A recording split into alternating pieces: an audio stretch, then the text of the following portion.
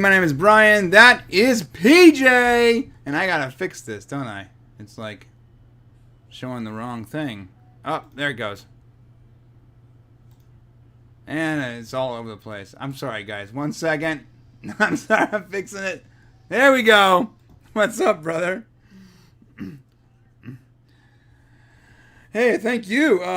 So everybody, Shane is not feeling good. He's rather ill. I'm sure he'll pull through, but let's throw all kinds of good wishes at him. And PJ graciously agreed to be my co-host for today, which is awesome because I've been wanting to stream with you for a while, anyways. So this is perfect. Not that he's sick. That's not perfect. yeah, I'm sure he will. He's an ox. Right? Nothing can kill Shane. So you are watching the members only live stream. Now here's the deal. On Saturday, live stream goes up, right? You see it. And then next week, as time permits, basically when I feel like it, clips from individual segments of the show go up as regular videos. So if you're a member, you're seeing it, first. And there's a whole 3 of you in online right now. So hey, congratulations. So PJ, let's start with you, man. How you been doing? What you been up to?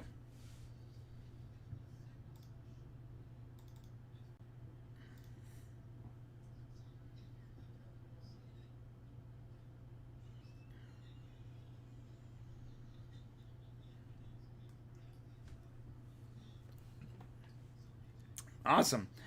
I have, as someone who has been watching you and your channel since you first started, I have always been astounded at your ability to get random celebrities to show up on your channel.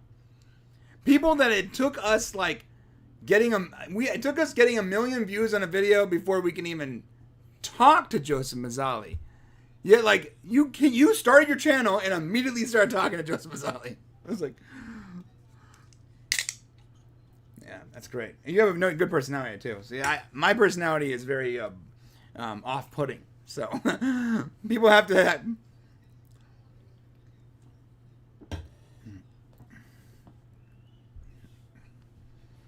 Oh, thanks, man. That's mostly Shane. So, yeah. Shane is very charming. Anyways, we got some great topics today. I'm going to give you guys a little sneak preview at what we're talking about because Shane's not here, which means I have officially been let off my leash as far as topics are concerned. So this is how it usually happens every week. We start talking on Friday. We do our director's meeting on Friday, and we go, okay, what are we going to talk about on the live stream? We start listing things, right? And I send him all kinds of articles and ideas, and he sends me some articles and ideas, and 90% of what I send him, he's like, no, let's not do that. No. But today, well, it's almost like that's not really news, or that might be a little controversial. I don't even want to go there. That's too much work. But so I got to pick some fun stuff, and I got to pick a Battlestar Galactica article. I love Battlestar Galactica. Not as much as I like other things, but I still love it. And, we usually don't talk about it. But we do plan on doing a Battlestar Galactica, sorry, the live stream's on my phone. I can hear the echo, and it's throwing me off right now. Here we go. Yeah, we actually plan on doing a whole Battlestar Galactica history of, like we did Stargate and Firefly, which takes us months. So we're not going to do it. The last history took us 2 months. It was draining. We're not going to do this next one this way because both histories take a long time. So now we're going to slowly create that video or documentary, whatever you want to call it, as we're releasing regular videos. Yeah.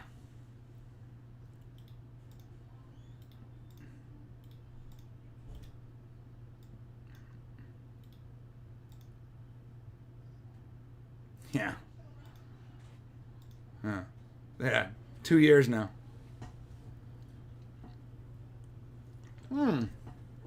Thanks. Yeah, I always wish that was true. We've been making videos Before anybody watched a single video, we were making videos saying Save Stargate. You can go back and watch old feed videos, like Feed 1.0, which have been here for a while. Like that was like me and Shane's first show.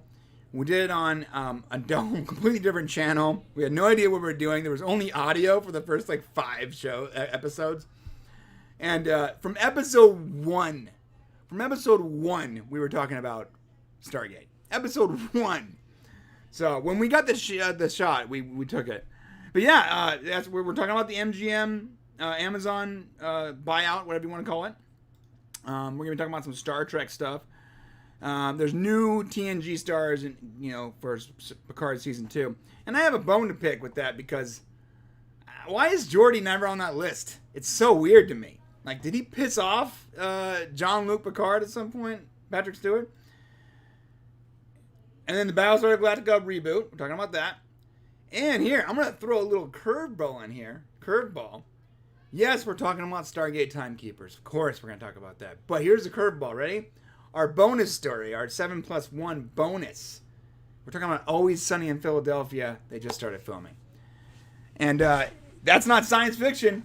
That's one of those topics that Shane would be like, why are we talking about this? Here we go. Okay, so let's get into it, my dude.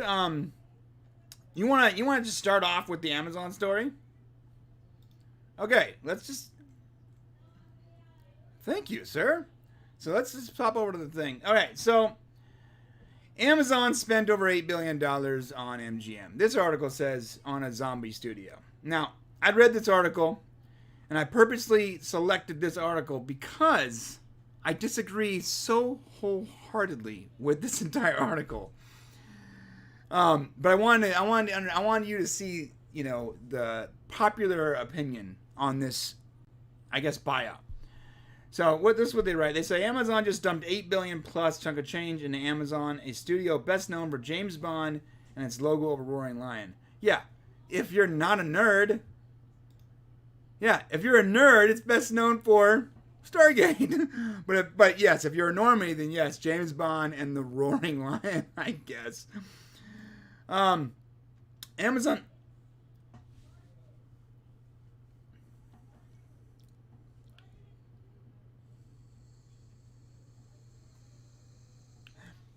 Yeah, no, and a lot of people feel that way. That's why I've been watching reports about this merger from a lot of people. And I'm frankly disappointed in a couple of them.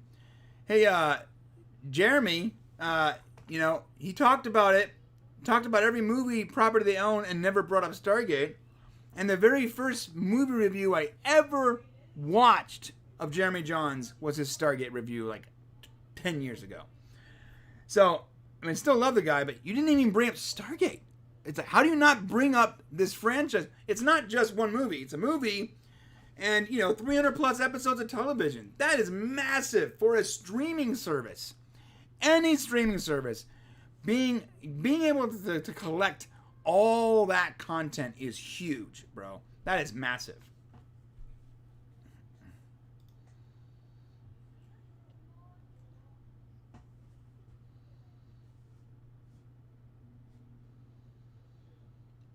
Right, and you know what I would actually call it a problem, but it's good for MGM cash-wise. They're constantly sort of moving Stargate in and out of streaming services. So they'll sell Stargate or they'll lease it out for this amount of time exclusive. Then after that time's up, boom, it goes back to Amazon and Hulu. And Stargate is all over the place on purpose because they're constantly trying to get as much money out of it as possible. At one point, they had Stargate Command, where they were charging fans to watch all the Stargate content while it was already on Amazon, Netflix, and Hulu. And fans still bought it. So there's definitely a lot more there. I feel like the normal news media that are talking about this buyout, they're really not they're just leaving Stargate off the table, which is odd to me. Well, the article does the same thing. It says MGM brought a significant haul of quality cinema to the table, even if it's much older. And they talk about Bond, Legally Blonde, the Rocky franchise, Tomb Raider, blah, blah, blah, blah, blah. Never even bring up Stargate.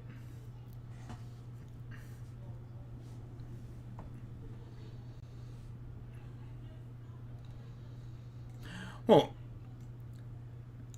yeah. Oh, absolutely. I absolutely feel. In fact, reviewers online, I feel like they purposely ignore a lot of television for movies. Maybe it's because like the glitz and glamour of movies.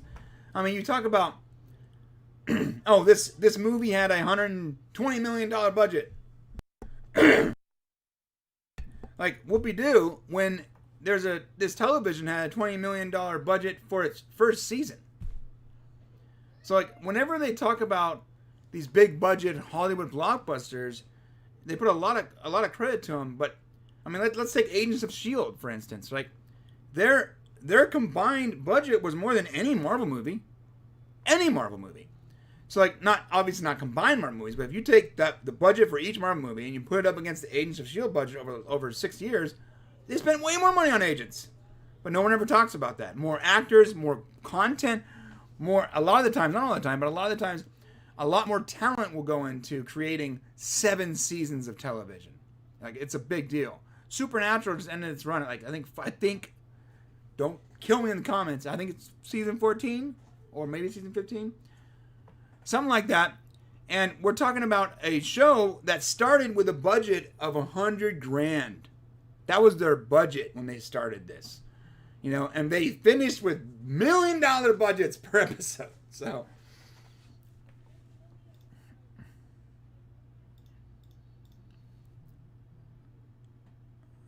oh my gosh. Hold up, PJ. I actually have a problem. You are not. Your mic's not coming through, man. Sorry. Someone just told me that right now. I'm fixing it.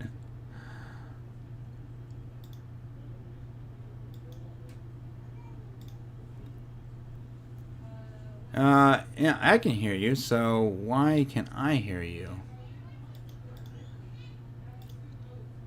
I'm better than this, guys. I promise. Okay? Alright, talk, brother? Yep. Oh, yep. there you go. Okay, you're Yep. back. All right, hey, I want to thank you to my sick brother who's watching this stream right now. Still taking care of me while he's sick and tired. Thank you, Shane. I love you, bro.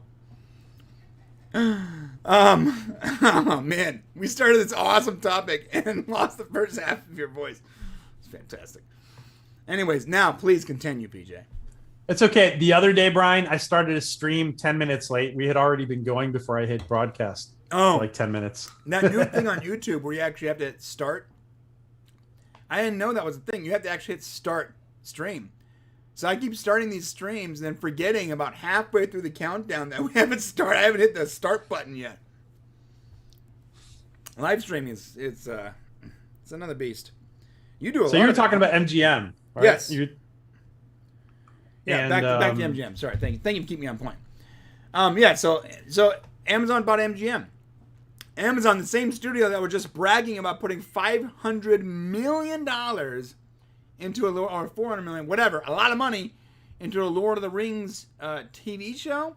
And the crazy part is, I had to go look this up because after I ranted about this last week, I wanted to go look it up. Where's the money going for this Lord of the Rings TV show? It's not into the talent.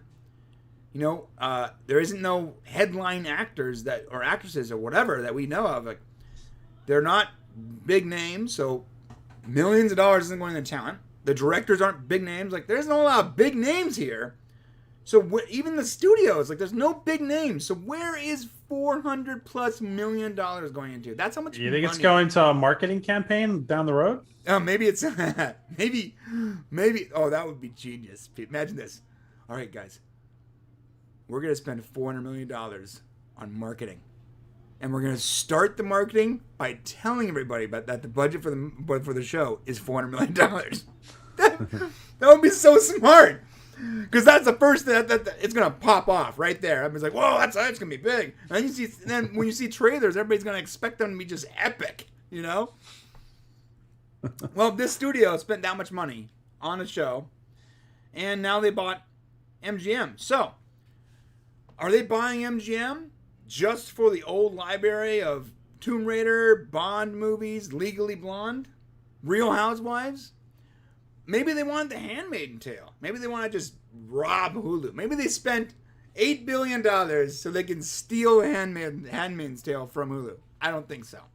Look, Amazon is not interested in making they do it, but for the most of their content is not. We're not going to make one 2-hour movie that we pray you come watch. They want to make a series that you will get invested into, that you talk about online, and you want season 2 and season 3. Now, what does MGM have in the role of series? Well, they have Real Housewives. I mean, I don't think you can bring that back, guys. They got The Handmaid's Tale, cool. Right? Hulu's already done that to death, so it's not like I don't know where else they can go with that. They have Fargo, which is great. They can go more with that. The rest of what they have is pretty much movies, and then you have Stargate, right? Stargate with 300 plus episodes, thousands of hours of television, a massive built-in audience, and in addition to the TV show, there's also a movie. So that is like you said, that I feel like that is definitely a diamond in their eye. That's a massive part of their collection is the Stargate, which is why they didn't when they launched their streaming service, they didn't launch a Bond service, a Legally Blonde service. They launched Stargate Command. It failed, unfortunately, but they put their apples in that basket for a reason. They thought, okay, this is this, a big chunk of our worth is in this show. Let's start a streaming service and see how it goes. Didn't go well because they didn't really invest much money into it. Do you think we're going to get, with regards to James Bond, like the way just the way there's a Jack Ryan series? I mean, are you seeing something maybe like a James Bond series? Yeah, you know what? The problem with that, and I thought the same thing. I thought, okay, there's going to be a James Bond series because making James Bond movies is expensive and it might not pay off the way, like Amazon wants subscriptions. So when you make a movie, it's going to go to theaters, especially James Bond, because half the franchise is actually owned by the family of the original creator. And they've made it very, very public that James Bond movies are not going to streaming. They always start in a theater. So that doesn't help Amazon, right? It doesn't help Amazon, who doesn't own theaters, to buy a property that they can't actually immediately start benefiting from, because they have to make the movie, put it in theaters, then eventually it gets to the streaming service, right? It would make more sense to make a show. So now, while the family of the creator have creative control, they've made it clear that it's not ever going to go to streaming first, but they never talked about no TV. So imagine a spin-off, like, let's just speculate here. I'd love to see a spin-off of what's the guy that invents stuff? Oh, Q. Q. I want to see a Q spin-off, like a whole series about the Q department. That would be fascinating, right? There's so many options. You can go before the movies and work in how he started his life. You can go after the movies. You can completely ditch Bond altogether and just have it about the agency. Q and Moneypenny, yeah. Right. Why not? Like, and while all that family has creative control, I doubt they're gonna care about so much creative control when the main character's not even involved. That's interesting. I do see the whole Jack, and forgive me the parallel to Jack Ryan series, but I do think they've seen that as a success, and I do think that they're going in that direction. And I also think that the article says a zombie studio. It's kind of harsh, a zombie studio. Yeah, that's why I selected this article. They talk about the studio being, granted, MGM has filed bankruptcy so many times. It's insane. They pretty much just they've figured out the way of evading debt collectors. But zombie studio or not, the fact they're not making anything doesn't mean they're a zombie studio when their properties are still on the forefront of people's minds a decade after they're gone. It's not really a zombie studio when they own, again, James Bond, Stargate, The Addams Family, Fargo, Tomb Raider. They're in the middle of making a Tomb Raider movie right now. That doesn't sound like a zombie studio. Now, maybe zombie in the studio in the sense that they're not really doing much. They're not doing much themselves. They basically lease the properties out, but their properties that they own are still being created. So, yeah, and I mean, it seems to me like they're setting up to start churning out content like left and right. To be honest, hopefully, a lot of it's going to be Stargate. Yeah, I think so too. I doubt there's going to be a Wizard of Oz series. Actually, I don't think there could be actually because Warner Brothers technically owns the rights. Yeah, there was some kind of switch. They lost some of their properties, right? Because I was thinking about that too. Like, it would be awesome to have like a Wizard of Oz series where it's like dealing with that world. Because one amazing thing about Wizard of Oz is like the world Oz. Like, I want an entire series about Oz. That'd be amazing. But oh yeah, I don't think they can do that because of. Did you like that second movie they did a few years ago, 10 years ago? It was okay. James Franco is. He's just too much for me. He's always too much. And now when he's in a comedy movie where he's supposed to be too much, then it works. But when he's not supposed to be too much, he's still too much. It's sort of like Johnny Depp. You put Johnny Depp in anything, he works as the Jack Sparrow. But then you put him in a movie where he's not supposed to be Jack Sparrow, and guess what? He's still Jack Sparrow. Like it never ends. So yeah, it was okay. I felt like that wasn't they really focus a lot. It needs to be a TV show. You can't do so. You can only do so much with a movie. You have an hour and a half. How much of You're that absolutely world right. can you introduce? You can do so much with a TV show. You can go so much exploring, so much in depth, and wow. I actually prefer TV to movies. I tell my wife too. I tell Shane that all the time, and wife, because Shane likes movies. I'm like, look, nothing's wrong with movies, and I know why they like them. They like the fact there's a beginning and an end, right? I love TV shows because there's a beginning. If it's done correctly, then there is a beginning and an end to that episode. But it doesn't it's not ending for you. Like, you can go back to that well. I don't know. Anyways, yeah, so that's what's happening. And we did make a video about it. And by the time all the regular non-supporters see this video, our video will be up. So they'll be watching us talk about it post video, I guess. Yeah. Oh, let's talk about it real quick. Before we finish the topic, I do want to see how much money was spent. So Amazon spent $8 billion in MGM. Let's compare that to Disney, who bought Lucasfilm for $4 billion. And they spent $7 billion to acquire Pixar. You start thinking about these numbers, like those were big numbers. You're right. Yeah. I mean, that means that they spent more on MGM than Disney spent on Lucasfilm and Pixar.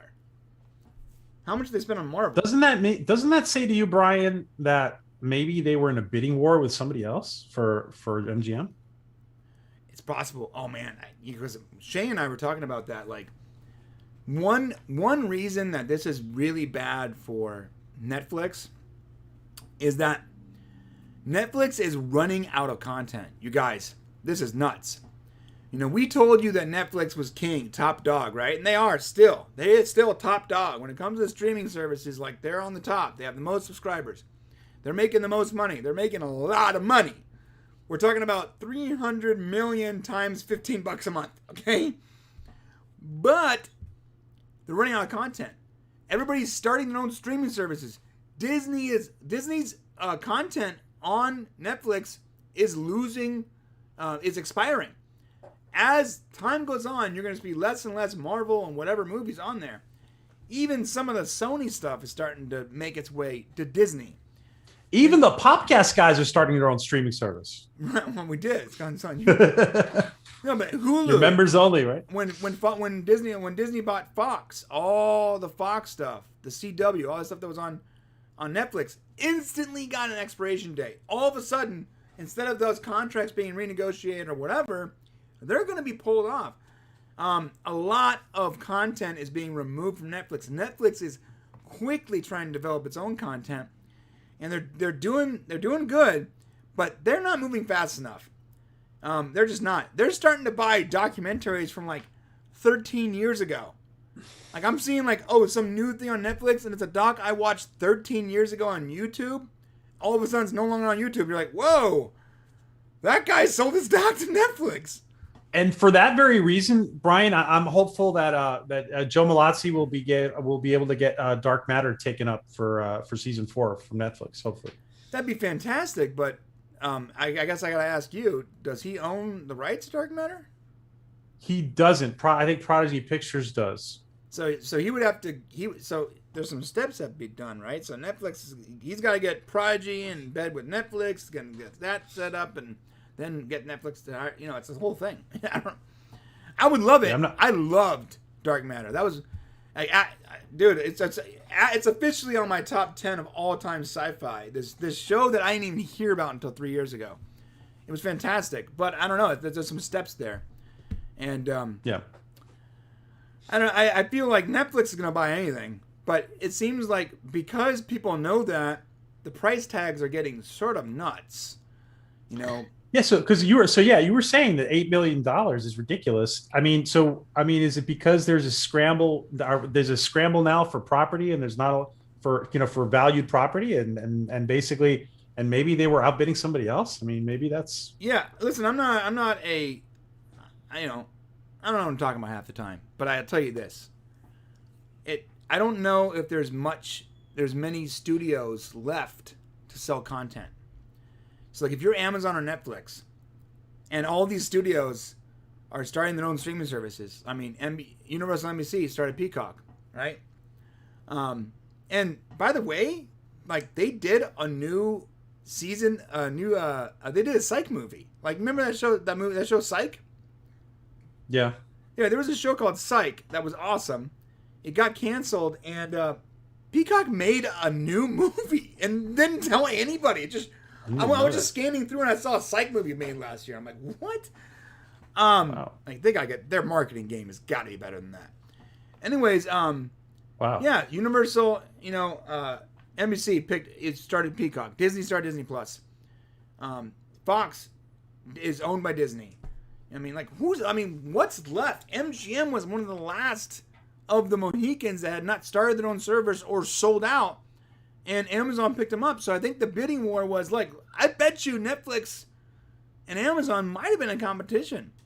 And honestly, I don't know which company I would rather have access to Stargate, but I tell you this, Netflix has really never let me down. So, neither is Amazon, but Amazon has so much other things going on that isn't TV. When Netflix is just one thing. They make media. So I almost would rather have seen Netflix get it if that's the case. But do you think what Amazon did with The Expanse? Do you think that may have done any, pulled any weight with regards to thinking about Stargate's future? Yeah, we made a video about that. Jeff Bezos didn't really know much about The Expanse, and then the fans. That was a good video. Yeah, the fans are what got Expanse remade. And it was a sort of a perfect timing, right? Like it was like we said, it was like, oh, it was luck or destiny. Well, it was timing, right? So imagine if Stargate fans had access to the same communication that we do now, and that something had just ended, and they had the ability to talk directly to like the boss, the big boss in charge, the way we do today. And that's what happened was they just sort of gently inundated him with Expanse. And said, like, we want more Expanse. And Jeff Bezos was like, yo, why are we making this new TV show that no one's heard of when all these people already want Expanse? And wisely so. They ended up with, 4 seasons, right? And it's one of the most watched TV shows on Amazon Prime right now. So it was probably worth it. So I can totally see, Jeff Bezos sitting in the room like, yo, these guys have 300 plus episodes of an Expanse-like science fiction show that already has a built-in audience of millions of fans. Oh yeah, we need to buy that. I can see that. Can I throw you a curveball? Sure. You know how we're getting all these videos about UFOs and stuff, and it seems like there's disclosure going on in the media. Yeah, no one cares though because they're more and no one cares because of the what's pandemic. What's going on with Dogecoin and pandemic? Yeah. Exactly. But isn't it interesting? Because a lot of people have said that a lot of times, what if Stargate is, a lot of people suggested is Stargate part of Disclosure? Yeah, I would love that. That'd be great. I mean, why not, bro? Bring it. Bring on the Overlords. I'm just Can't getting your get video much worse flagged than right it is. now. Maybe they got a cure for the pandemic, or knowledge of. I don't know. You know what's crazy is, I remember I was researching Cheyenne Mountain when we did our doc, and I went through hundreds of hours of footage of Cheyenne Mountain because I realized as I was like going through the footage to try to get clips, I was like, "Yo, this is fascinating." Like they're taking us. There's so many parts of Cheyenne Mountain you aren't allowed to see.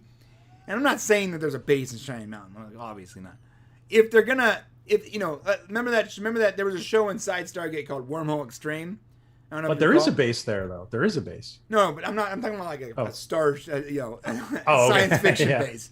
Yes, Cheyenne Mountain is NORAD, right? So there's a base there. I doubt if they were really hiding Stargate type stuff from us, they wouldn't actively tell you where the base was. They might make a show as controlled information. That makes sense. They did that in the show, which would be hilarious.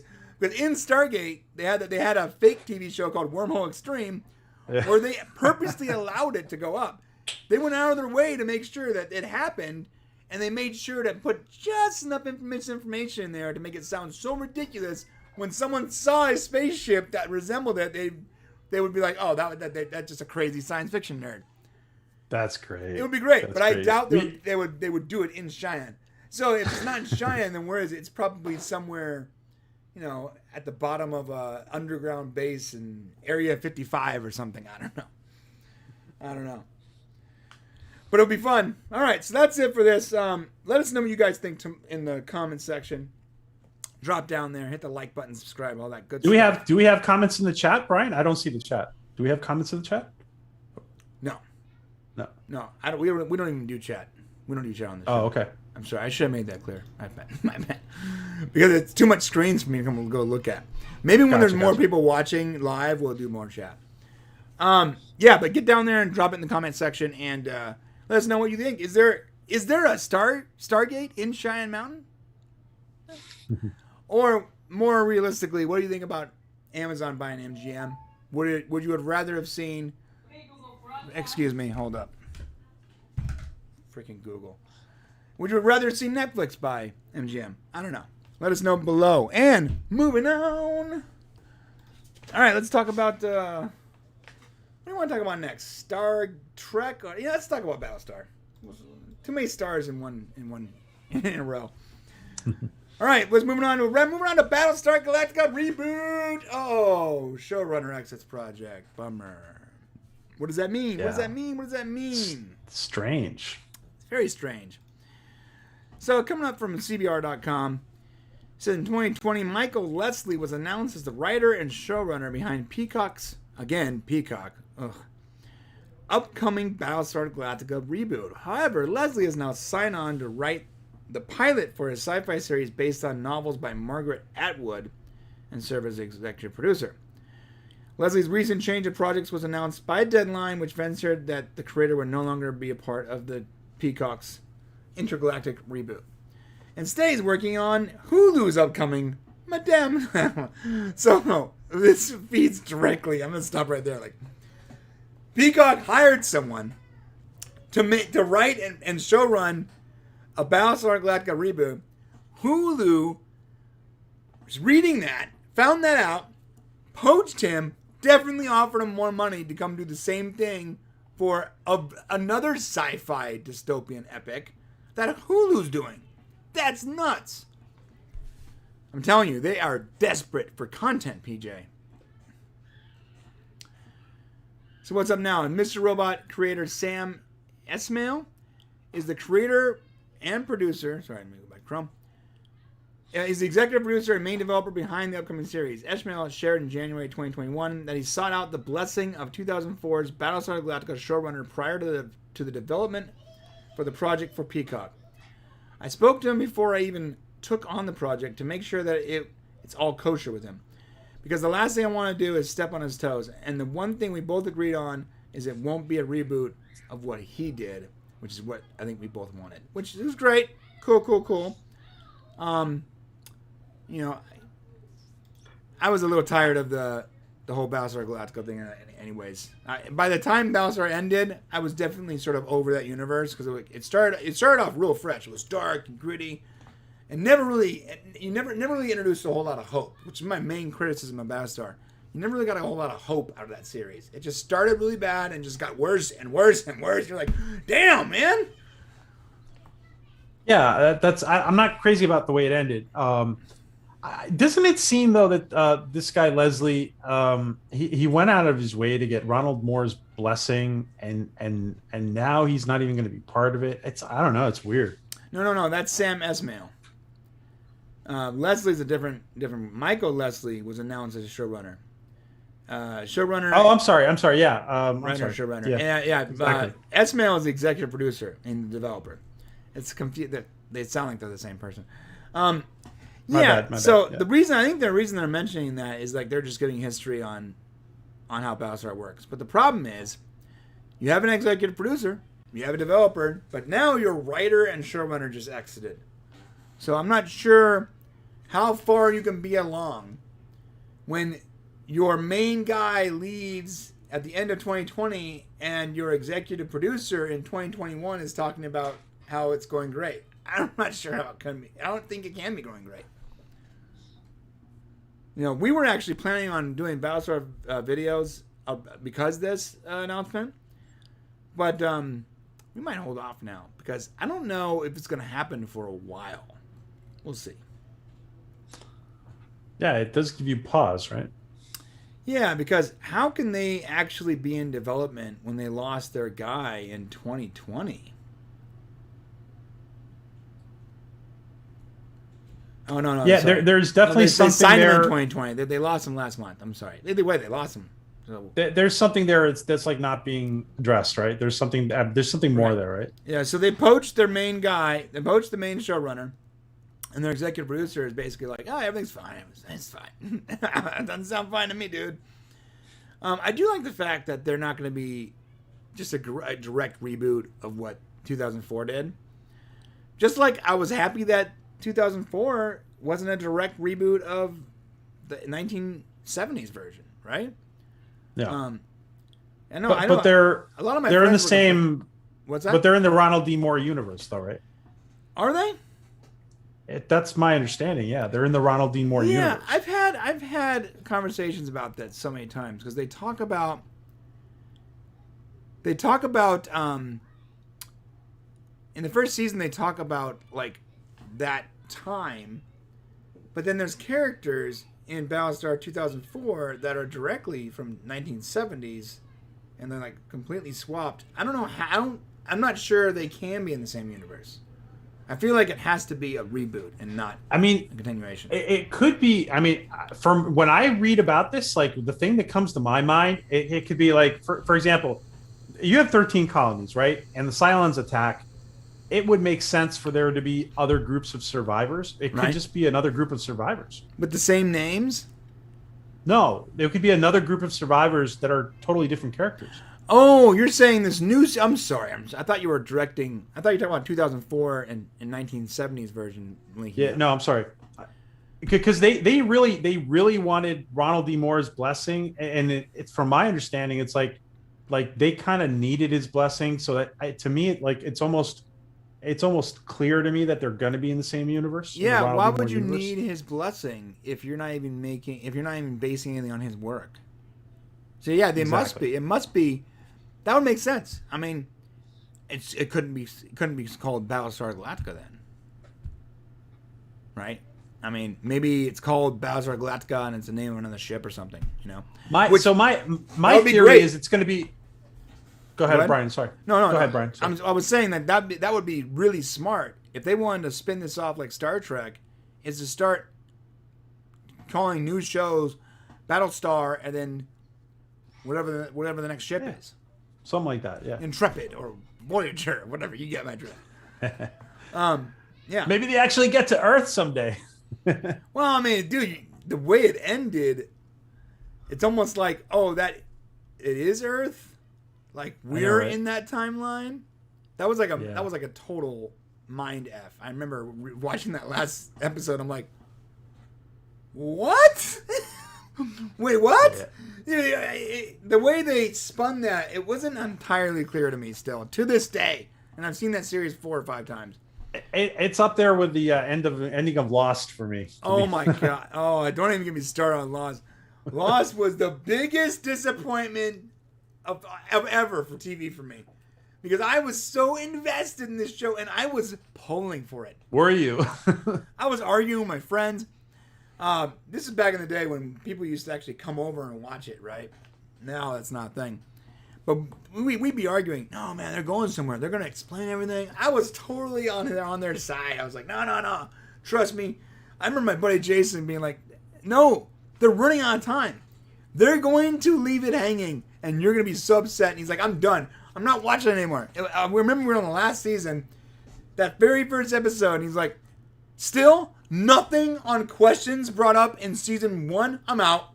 Never watched a single one episode after that. He goes, you tell me how it ends. And he left, right? And we get to the whole thing the whole time. I'm fighting for it. No, it's going to be good. It's going to be good. And they get to the end, and it's purgatory.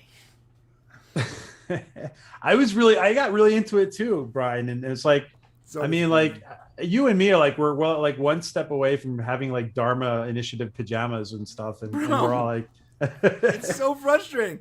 I had posters of the Dharma Initiative and stuff in my shop. Like I have a workshop here. And when I started my business around the time that that show was going on. So I had printed these giant, huge Dharma Initiative posters with like the old computers. Like they were like employee handbooks, but like they were just twisted enough for you to realize something's wrong with this like employee guide. And at the very end, it showed the Dharma logo. They were really cool. I gotta dig those up. That's great. Yeah, man. That Battlestar ending wasn't on the same level, but it was similar. Like so, I hate when TV does that. Like they're so desperate to wrap something up that they just wrap it up in the most loose, sort of uncommitting way. You know, I guess it makes sense. Purgatory answers all the questions because they don't. There is no questions if you're in purgatory. It's all in your head. We don't have to tell you what's up with the polar bears. Why are there polar bears on the island? Well, it doesn't matter. You're in purgatory. It doesn't matter if there's polar bears. What about the code? The guy's got to keep. It doesn't matter. Purgatory makes everything unimportant, and that is the worst way. Drag your audience along for all this time, and then just hit them with that purgatory line. Good times. All right, back to Battlestar.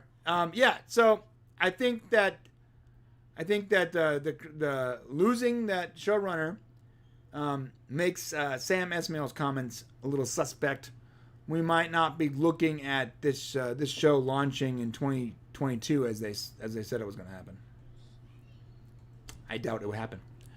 But we're moving on. So let's talk about some more dystopian. Can I just throw one thing out there? Go ahead. Seth MacFarlane is heavily involved in Peacock Universal content now. Just throwing that out there. What a absolute twist that would be. Imagine if Seth MacFarlane took over as showrunner for Battlestar Galactica. Oh my god, the Orville fans would just like, it'd be insane. What? Oh yeah, that'd be great. I'd like he finishes that Orville and sort of like, what if he just continues the Orville into Battlestar Galactica? Same universe, a parallel universe. He owns it, man. Sorry, I'm throwing you off track. Sorry. That would be fun. Anyways, let us know what you guys think down below. Hit that comment section. No one ever talks to us anymore, okay? It's really lonely here. Anyways, moving on. Let's talk about the next dystopian, future. Star Trek. Sorry. The state of Star Trek right now is rough, guys. All right. This article is talking about Star Trek Picard. And when I first saw this article headline, I was like, oh, nice. All right. 2 more next generation stars returning for Star Trek Picard Season 2. Man, that's a freaking hard thing to say. And they start talking about which ones. So let's read this out real quick. Star Trek Picard wasn't perfect, and I'm not a huge fan of turning the titular captain into some kind of synth. But by and large, it was a fun ride. The highlights were reuniting the next generation characters like Riker, Troy, and Data, whose past connections with Picard made for some moving scenes. Work is currently underway for the second season, and fans are eager to find out which familiar faces will be returning this time. Okay, let's skip ahead. Don Delancey, Whoopi Goldberg. Cool. Oh, that's it? Those are the two? There's Those not are the much. two? Freaking giant freaking robot again. Got us again. Damn it, these guys. Yes, that's it. There's no news here, right? So the reason I put this on here because it was so frustrating for me to see yet another article talk about more characters coming to Picard when it's the same two characters we've known about for 2 months, and Geordi LaForge is still sitting there tweeting at Patrick Stewart, "Yo, you guys need me? What's up? You need me? I'm available." Michael Dorn's like, "Yo, Patrick, what's going on, man?" He's just ghosting all of his original cast. I'm not saying they can throw them all in there, but like give him a couple cameos. Jeez, man. Wasn't there rumors of Michael Dorn being in it? There were rumors in season 1, but since then, they made it very clear during that Beverly Crusher interview that Michael Dorn will not be returning for season 2, which makes me think, oh, maybe they're saying that so definitively because maybe he's a part of season 3, but I don't even know if they're gonna get to season 3, guys. Patrick Stewart is ancient. Like, as much as I don't want to be morbid here, but like, I'm not saying he's gonna be dead, but like, is he gonna be able to act for a season 3 in 2 years? Guy's barely on his last limb right now. I think I gotta be. Let me just say this: it's clear to me for me, my opinion, they made him act like he was older. You know, they made him act very old in Picard until he becomes an android again. He's 80 in real life. I know. But I mean, I don't know. Some of these guys, there are some guys who are in their 80s who are in shape and they can still. I don't know. I think he can go for season 3, even 4. I mean, I don't think age is an issue. Bro, William Shatner is 90. I know. Oh my god. He just finished another movie. Yeah, he's the hardest working person ever. The guy's 90 years old and he's still acting. That's incredible. I don't know. I'm not too concerned. I'm not too concerned about the age for Patrick Stewart. I just hope they utilize him properly. Yeah, I mean the synth. I actually have a problem with the whole synth thing. Not because of canon. I don't care about that. I mean, I care about canon, but like, I don't have a canon problem with it. I have a problem with practicality. The practicality of the fact that this 80-year-old man is getting older, and they put him in a body of a synth that is supposed to live forever.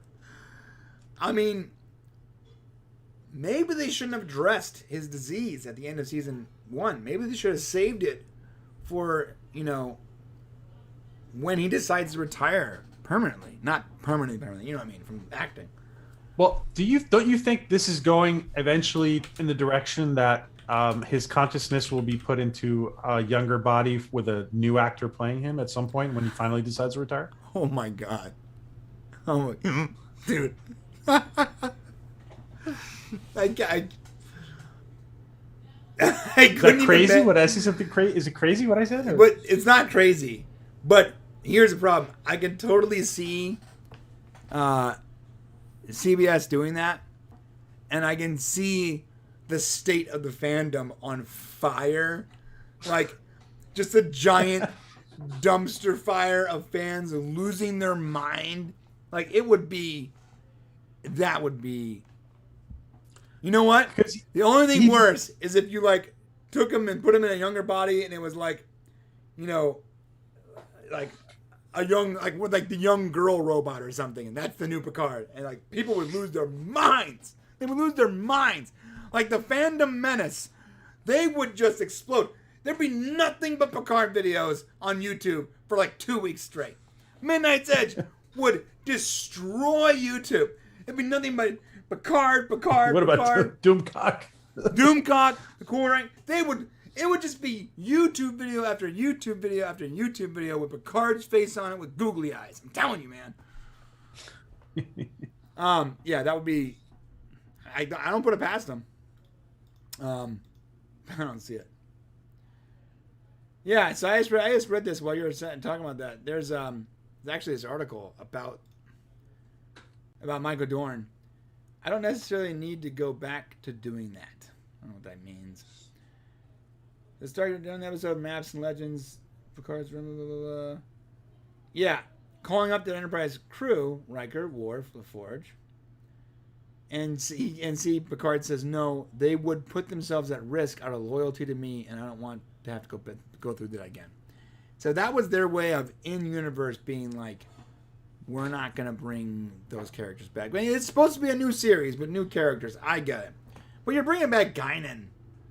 Like, I can't see Geordi LaForge. That's my favorite character, by the way. I can't see some LaForge. Come on, man. Yeah. Not cool. Not cool. And he's actively on Twitter campaigning for a role, and they're just ghosting him.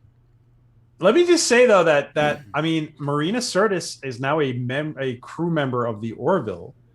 And, she's part of the crew in the Orville now. Is she part of the crew? Yeah, she's the teacher on the Orville now. Huh, that's cool. And I'm just throwing it out there. A lot of people want to see Michael Dorn as a Moclan in the Orville. So you never know what's going to happen. That would be so good, because that would piss off the anti-Orville people so much. Because there's a bunch of people out there that just talk garbage on the Orville constantly. They're like, "Oh, trying to be Star Trek." I'm like, "Yeah, well, at this point, it's a little better than. What do you want?" I'm sorry, Brian. As Orville Nation, I got to throw in my Seth MacFarlane and Orville my 2 cents every once in a while. Yeah, I know you got it. That's your job. Yeah. All right. Well, listen. We're gonna move on from Star Trek. It seems like we talk about it every week. Not that I don't like it, but I'm getting a little tired of it. And so until there's better news, I'm gonna stop jumping on these articles willy nilly. Okay. Can I ask you a question before we move on? Yeah. There's a new showrunner. His name is Terry Matalas. I think he was coming from the 12 Monkeys or something. Do you know anything about him? For Picard? Yeah, he's the new showrunner for Picard. Really? Terry Matalas. What happened? Any hopes? Do we know anything about him? No, I don't know. I gotta look him up right now. You got me. Okay, we're back here because I gotta look that up. What happened? I don't know much about him. What happened to Shaboon? Remember that guy? That I guess he can't. Chabon, Michael Chabon or Chabon. He's gone, and so Terry Matalas, I think he's coming over. He came over from the 12 Monkeys, and he actually worked in a very junior position under Rick Berman. Interesting, so because I'm seeing Akiva Goldsman as the showrunner for season 2. Really? No. Yeah.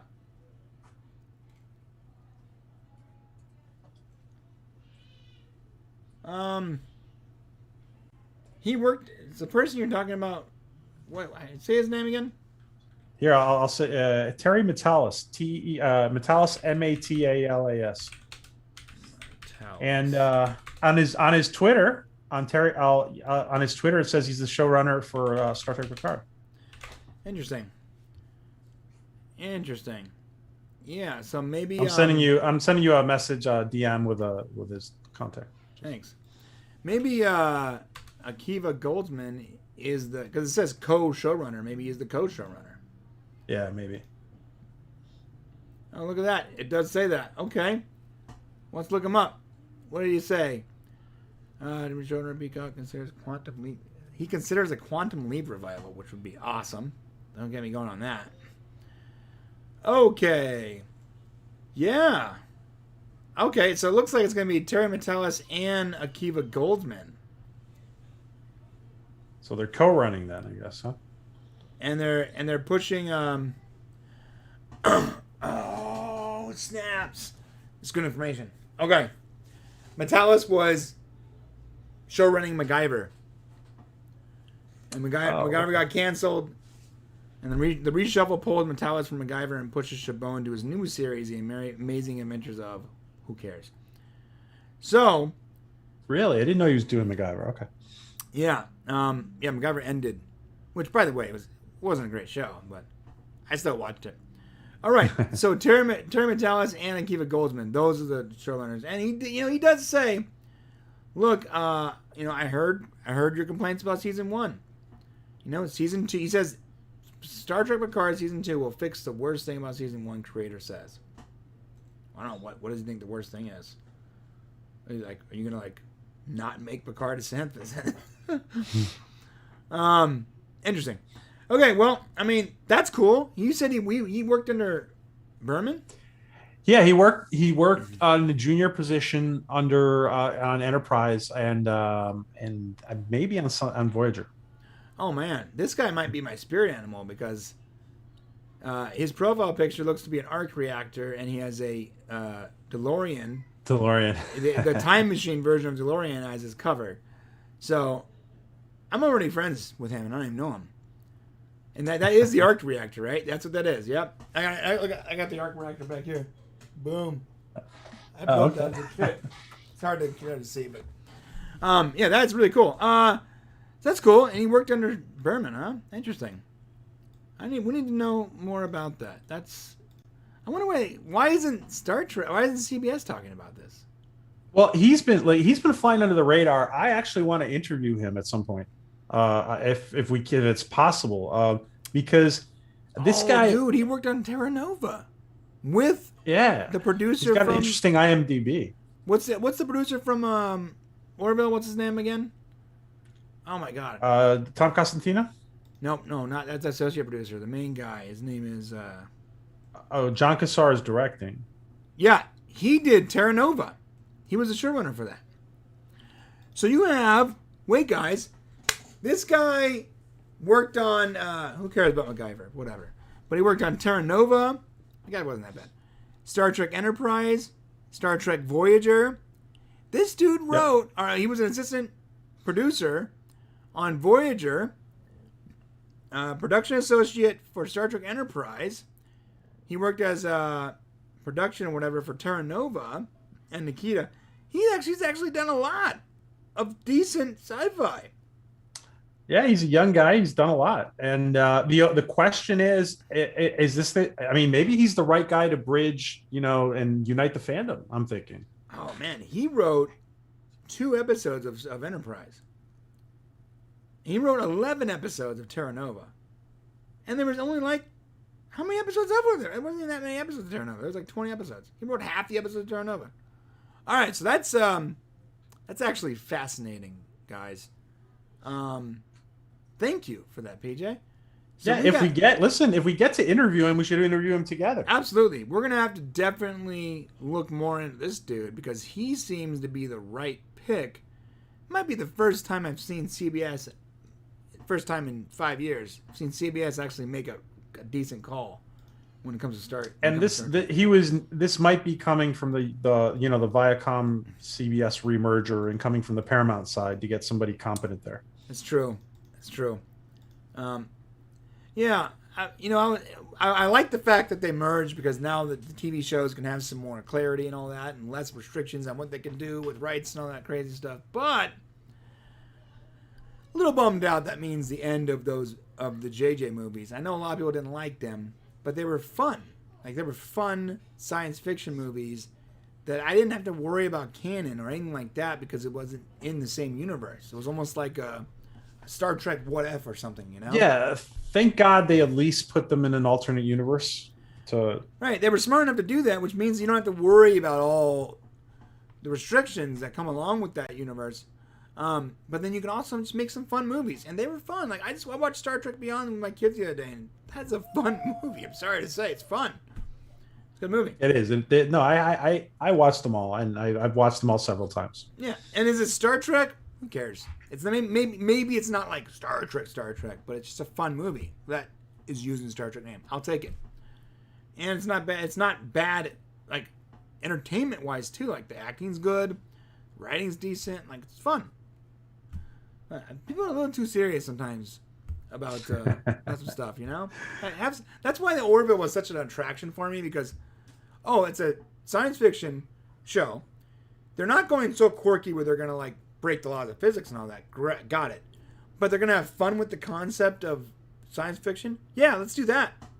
Why does everything have to be such a damn bummer all the time, dude?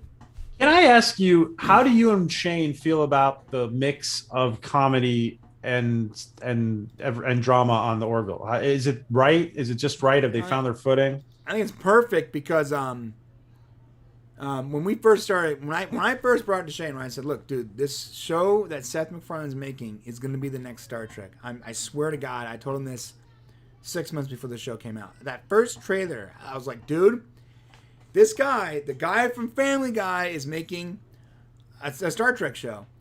And he's like, "No." I show him the trailer. He goes, "Nah, it's going to be like some slapstick comedy." It's Seth MacFarlane. I'm like, "No, you don't understand. Seth MacFarlane," and I've been following Seth MacFarlane for years because I am a fan of Family Guy.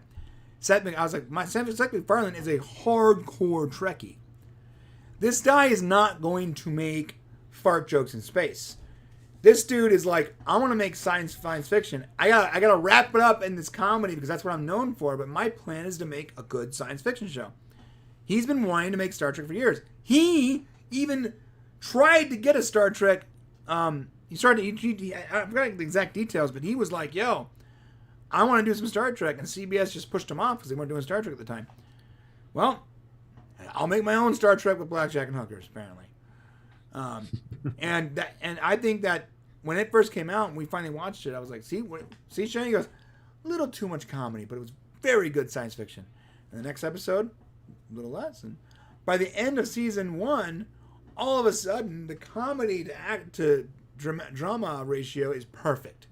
Yeah. It definitely started off a little heavy on the comedy. Absolutely. And what about season 2? Season 2 was perfect. Pristine. Yeah. In fact, I would even say you could probably throw a little more comedy in there. You know? You can definitely get away with a little more comedy because now it's basically a science fiction show where it's known for sassy characters. You know? But that the series, I forgot what episode it was when Grimes got his leg cut off by Isaac. Yeah, the Priya episode. Priya. With Charlize Theron. Yes, that is one of the funniest episodes of television I had watched up to that point. I was laughing so hard when he's hobbling onto the... And then when they're reconstituting his little legs. I mean, it was just so perfect. Comedic timing was pristine. It was just so good. It's so well done. Anyways, we got to move on. We got... Yeah. Sorry. Sorry. We got 2 more stories. All right, guys. Everything we talked about. I forgot what it was. We started somewhere and we ended somewhere else. But go down in the comment section and let us know what you think. Let's move on. We're talking about Stargate Timekeepers. Okay. So, when I first saw this news and the trailer, I admittedly got very excited. Only to read up on it and definitely lose a lot of that excitement. Because I have been waiting for a Stargate game excuse me, since the early 2000s. When Stargate Universe, whatever you want to call it, was supposed to produce an actual MMORPG. They actually started a studio called Cheyenne Mountain Studios. And it was so mismanaged because MGM is just like the worst at managing anything. That studio extorted from itself, basically. Like it stole its own money, didn't pay its developers for months. They created this whole world, this game, and cinematics and advertisements, and there was a launch time and everything, only for that studio to steal from itself to the point where it couldn't actually finish the game, even though they were on the 1-yard line. Then, a lot of the assets got reused for another game called Stargate Resistance, which was like, it went from an MMORPG to an FPS, and they were using some of the models and stuff like that. And there was a demo that came out, and there was even a game for a little half game. I actually got to play it, and it was full of bugs, and boom, then that got canned. And then they used a bunch of assets from that game to create this mobile game, which was actually pretty good. But it was a mobile game. you can only do so much. So when I saw this, I was like, wait a minute. A decent studio got the license rights to Stargate and they're planning on creating an actual game? Okay, all right. And then I saw the studio. Yeah, this looks exciting. It looks exciting until you, let's get into it.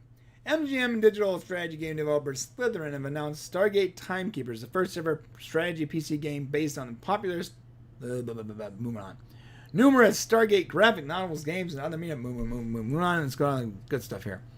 According to the press release, Stargate Timekeepers follows the original story after the conclusion of Season 7 of Stargate SG-1. The game will begin during the Battle of Antarctica, where Commander Eva McCain and her crew must support SG-1 against the Anubis fleet.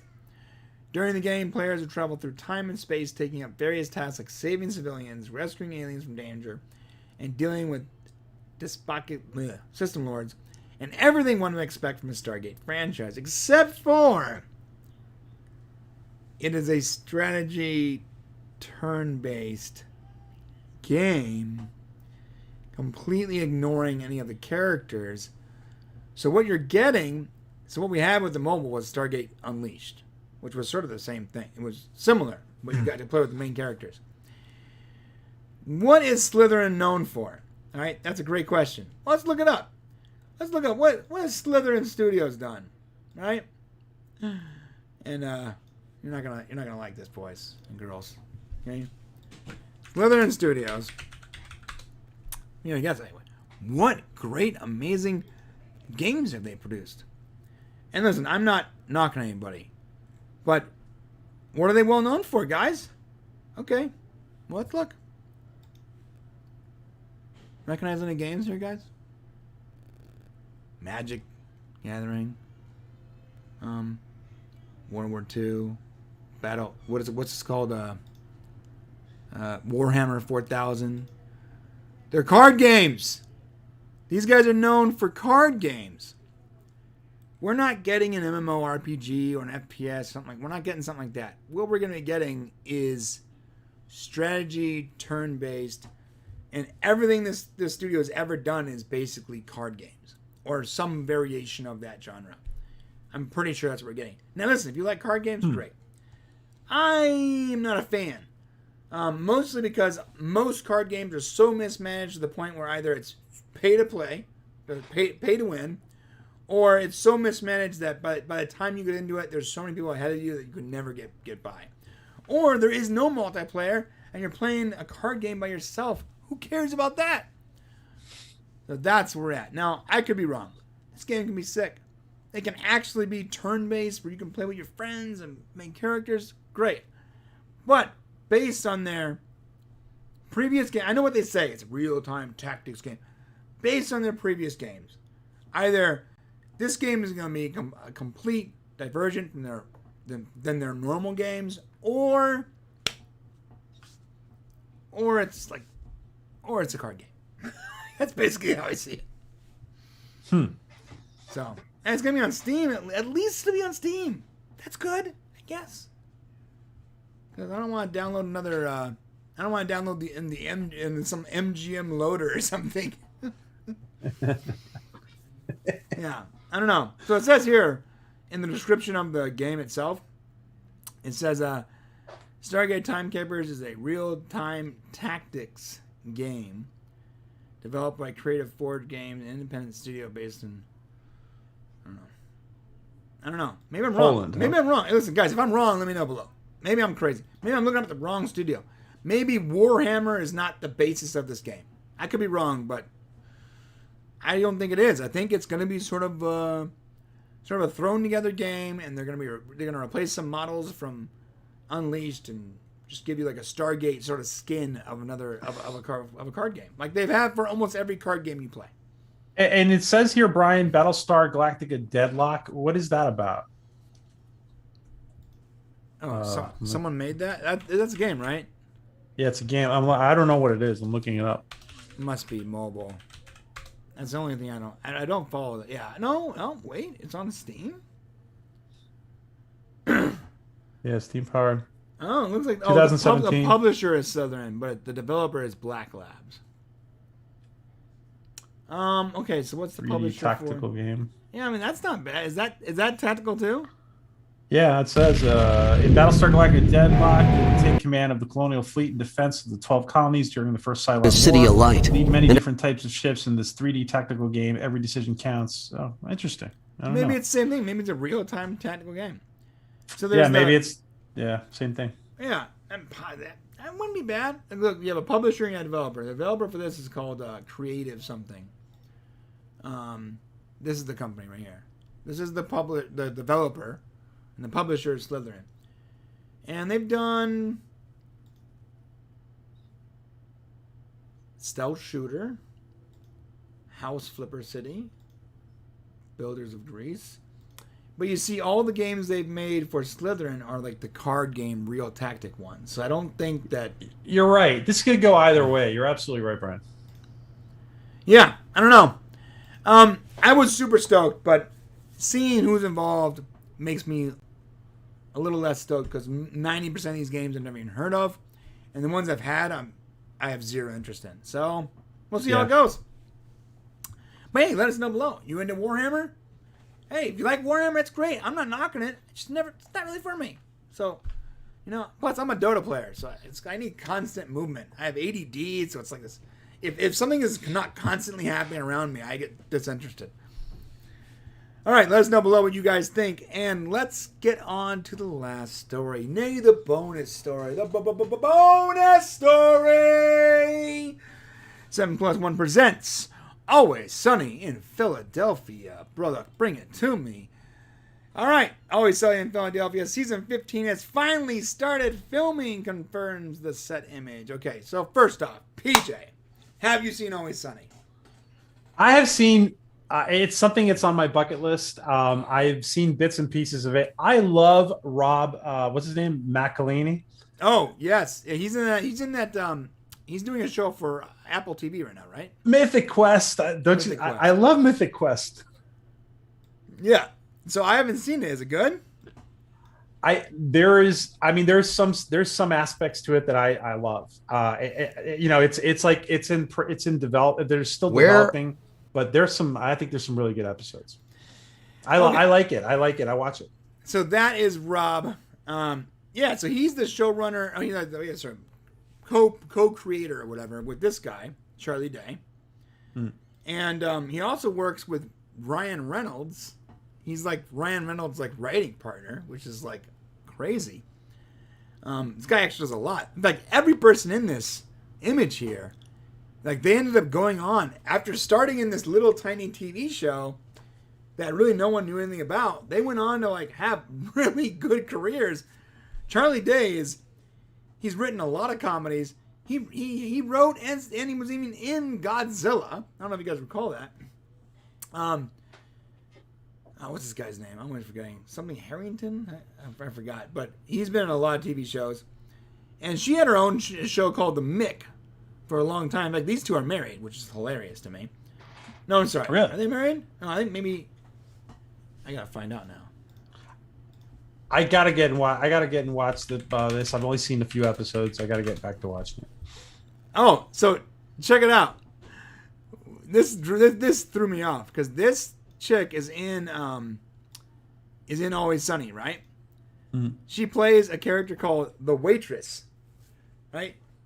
Who Charlie Day is stalking constantly. Like he's fast. he's like creepily stalking this character. So this Charlie Day always stalking this waitress that works across the street from their bar, right? Yeah. Played by his wife. His wife. On that same note, Rob McElhenney is married to this character in the show, he's constantly screaming at and telling her how ugly he is, how she's a big bird, and they're married. Like these people, they're such a tight knit group, dude. And we all know Danny DeVito, God among men. So he's amazing. I love the fact that this is both good news and bad news. Let me tell you why it's good news and bad news. It's great news. They're finally going to film season 15. Here's the bad news. Mark my words. It'll be the last season.